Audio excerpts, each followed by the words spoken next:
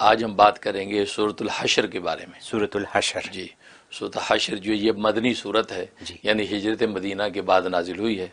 اور اس کا نام حشر اس لیے رکھا گیا کہ ظاہر ہے کہ آیت نمبر 2 کے اندر اول الحشر کا لفظ ہے، جی جی، لہذا اس نسبت سے اس کا نام سورۃ حشر تجویز کیا گیا۔ اور اس کے اندر 24 آیات ہیں، بڑی صورت نہیں، 24 آیات ہیں، اور اس کا جو تدوین کے اعتبار سے 59 نمبر ہے، 59 نمبر ہے۔ اور اس میں جو اول حشر کا جو لفظ ہے، اس کے پیچھے ایک واقعہ ہے۔ اچھا، اصل میں اس کا ایک نام تو سورۃ حشر ہے، اور بعض صحابہ کرام اور تابعین اس کو سورۃ بنی نذیر کے نام سے بھی کہتے تھے۔ اچھا، سورۃ بنی نذیر اس لیے کہتے تھے کہ یہود کا ایک قبیلہ تھا مدینے میں جس کا جو بنی نذیر کہلاتا تھا، اس کے ساتھ رسول اللہ صلی اللہ علیہ وسلم کا ایک معاہدہ ہوا تھا، تو اس پس منظر میں اس صورت کا نزول ہوا، اور اس صورت کا نام حشر بھی نذیر کے نام سے بھی اس کو پکارا جاتا ہے۔ اور وہ ہوا یہ کہ نبی کریم صلی اللہ علیہ وسلم جب مدینہ طیبہ تشریف لائے تو ظاہر وہاں یہودیوں کی بہت بڑی تعداد آباد تھی، اور یہ وہ یہود تھے جو یروشلم سے، بیت المقدس سے یہاں آ کر آباد اس لیے ہوئے تھے کہ مدینہ طیبہ میں نبی آخر زمان ظاہر ہوں گے، لہذا ہم ان کے حلقہ بگوش ہو کر دنیا کو فتح کر لیں گے اور دشمنوں کو زیر کر دیں گے، اچھا، اس لیے وہ آگے آباد ہوئے تھے۔ اب وہ صدیاں گزر گئیں، اب ان کے آگے نسلوں کی نسلیں چلتی رہیں۔ اب جب رسول اللہ صلی اللہ علیہ وسلم مبعوث ہوئے تو ان کی اولادوں نے، جو بڑے آئے تھے، ان کی اولادوں نے رسول اللہ کی ناقدری کی، ان کو تسلیم نہیں کیا بلکہ ان کے خلاف سازشیں کی اور ان کی تکذیب کی۔ تو مدینہ میں جب آپ آئے تو آپ نے ان یہودیوں کے ساتھ معاہدہ کیا کہ آپ بھی مدینہ میں رہتے ہیں، کیونکہ خیبر میں وہ لوگ رہتے تھے، تو ہم بھی مدینہ میں اب آباد ہو گئے ہیں، انصار لے کے آ گئے ہیں، اب آپس میں رہنے سہنے کے حوالے سے ہم کچھ معاہدہ کرتے ہیں۔ لہٰذا آپس میں بھی یہ معاہدہ کہ اگر مدینہ طیبہ پر باہر سے کوئی دشمن حملہ کرے گا، ہم دونوں مل کے اس دشمن کا مقابلہ کریں گے، اور اگر ہم میں سے کسی ایک پر کسی نے حملہ کیا، یہ تکلیف پہنچی، تو دوسرا اس کا مددگار ہوگا۔ تو یہ آپس میں طے ہو گیا۔ تو معاہدہ طے ہونے کے بعد کیا ہوا کہ انہوں میں جو قبیلہ بنی نذیر تھا، اس نے کچھ ریشہ دوان کے نبی پاک صلی اللہ علیہ وسلم کے حلقے میں کچھ منافقین بھی شامل تھے۔ منافقین ادھر تو رسول اللہ صلی اللہ علیہ وسلم کے ساتھ رابطے میں رہتے، مسلمانوں میں گھلتے ملتے، اور ادھر جو ہے وہ دشمنوں کے ساتھ بھی، ادھر یہود کے ساتھ بھی خبریں پہنچاتے اور ان کی خبریں ادھر سے ادھر لاتے، اور ان کو کہتے کہ تم حملہ کرو، تم یہ تکلیف پہنچاؤ، ہم تمہارے ساتھ ہیں۔ تو یہ حرکتیں کر رہے تھے۔ تو نبی کریم صلی اللہ علیہ وسلم قبیلہ بنی نذیر کے ساتھ معاہدے کے لیے گئے کہ کچھ چیزیں طے کرنی ہیں۔ آپ جب قبیلے میں پہنچے ہیں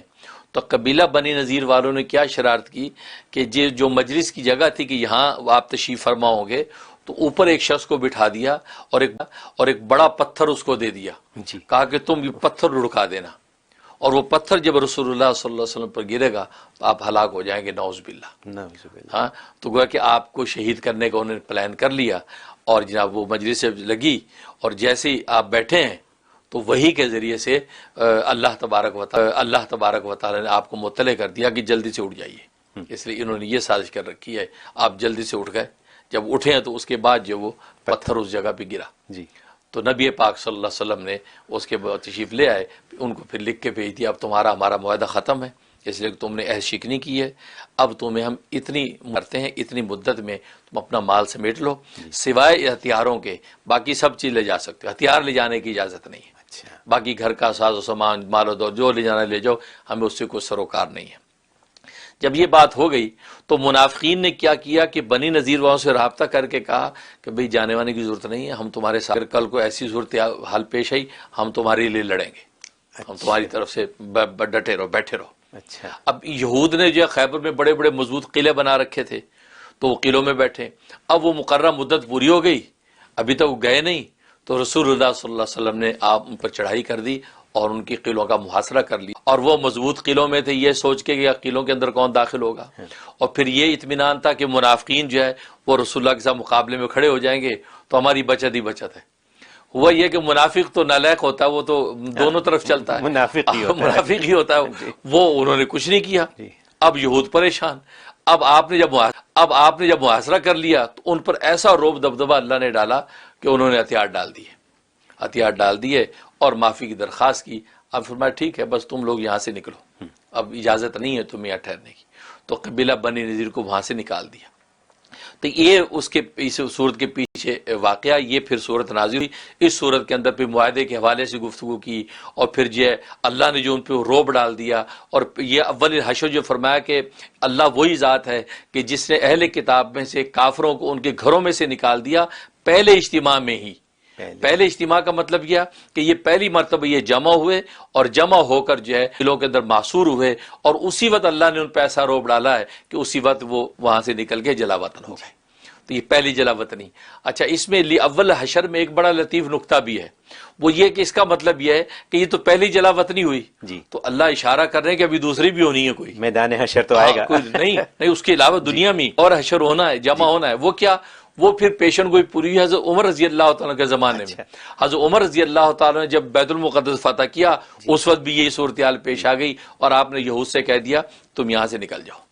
تو ان کو وہاں بیت المقدس سے یہود سے نکالا، دوبارہ ہوا، دوبارہ پھر یہ ہوا، اور یعنی خیبر سے آپ ان کو نکالا، ادھر سے بیت المقدس سے نکالا۔ تو گویا کہ جو اول حشر میں اشارہ کہ ایک اور وقت آئے گا تو اس وقت بھی، اور تیسرا جو حشر ہے میدان آخرت کا حشر نشر، وہ تو ہونا ہی ہونا ہے۔ لیکن دنیا کے اندر بھی یہود ایسے بدبخت ہیں کہ دنیا میں بھی ان کے اوپر جو 2 مرتبہ یہ حشر قائم ہوا ہے، یعنی 2 مرتبہ یہ جلا وطن ہوئے،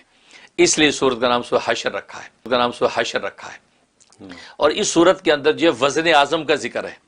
ایک ایسے وزن کا ذکر ہے کہ جو حصی طور پر بھی اس قدر وزن دار ہے کہ پہاڑ اس کو سہار نہ سکیں، اور مانوی طور پر بھی اس کے وزن کا عالم یہ ہے کہ پہاڑوں جیسی قوتیں اس کے سامنے ریزہ ہو جائیں۔ اور وہ وزن کیا ہے؟ وہ قرآن کریم کا وزن ہے، وہ کلام الہی کا وزن ہے کہ اللہ فرماتے جیسے میری ذات کا روب، اور میں نے روب جیسے ان یہود کے دلوں میں ڈالا، اور مضبوط قلعوں کے باوجود وہ انہوں نے گھبرا کے ہتھیار ڈال دیے ہیں، اور جبکہ جب نہتے اور غریب جو ہے صحابہ تلواریں لے کے آئے تھے، اور ان پر ایسا روب پڑا کہ وہ جب وہ پانی پانی ہو گئے۔ اسی طریقے میرے کلام کے روب کا عالم یہ ہے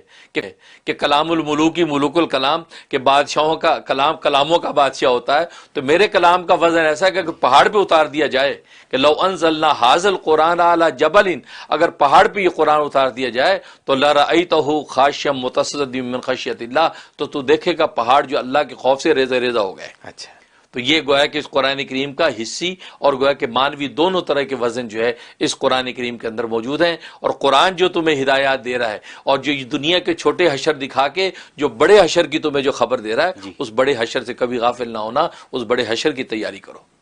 تاکہ وہاں جو ہے تم رسوا ہو کر جلا وطن ہو کر جو ہے جہنموں کے اندر نہ بنو، بلکہ اپنے وطن یعنی جنتوں کے اندر آباد ہو۔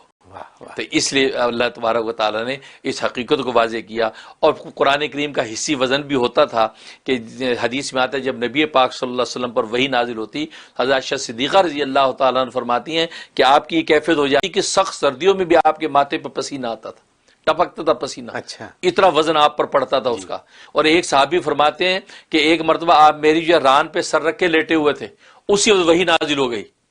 تو آپ کے سر کا اتنا وزن میری ران پہ محسوس ہو رہا تھا کہ مجھے لگ رہا تھا میری ران ٹوٹ جائے گی، ہڈی ٹوٹ جائے گی۔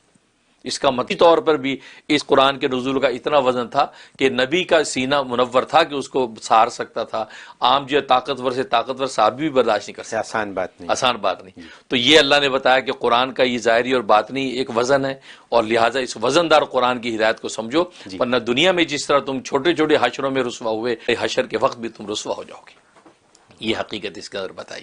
حشر میں۔ اور جہاں تک اس کے فضائل و فوائد کا تعلق ہے تو ایک اس کا فائدہ یہ ہے کہ اگر جو کوئی بہت بڑی مہم اور مشکل پیش آئی ہوئی ہے تو 41 مرتبہ اس کی تلاوت کر کے ختم کر کے اس کا دعا کر لی جائے تو اللہ تبارک و تعالی اس مشکل اور مقدمے میں کامیابی دے دیتے ہیں۔ مقدمے کے لیے کوئی مقدمہ ہے، کوئی مشکل ہے، کوئی ایسی آفت ہے، اس کے لیے 41 مرتبہ۔ اور دوسرا یہ کہ اگر انسان چاہتا ہے کہ کسی قسم کی بیماری گھر میں نہ آئے اور کوئی مصیبت ظاہر نہ ہو تو روزانہ 1 مرتبہ جو ہے اس کی تلاوت کرتا رہے۔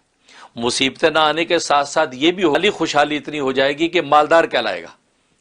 مالدار لوگ کہیں کہ یہ بڑا مالدار ہے، اتنا مال اللہ عطا فرما دیں گے کہ مالداروں کی لسٹ میں آ جائے گا، لیکن روزانہ 1 مرتبہ اس کی تلاوت کرتا رہے۔ اور ایک فائدہ اس کے کہ نسیان اور بھولنے کا مرض ہے تو روزانہ 1 مرتبہ تلاوت کر کے پانی دم کر کے پیے۔ چنانچہ جن کے بچے پڑھتی ہے،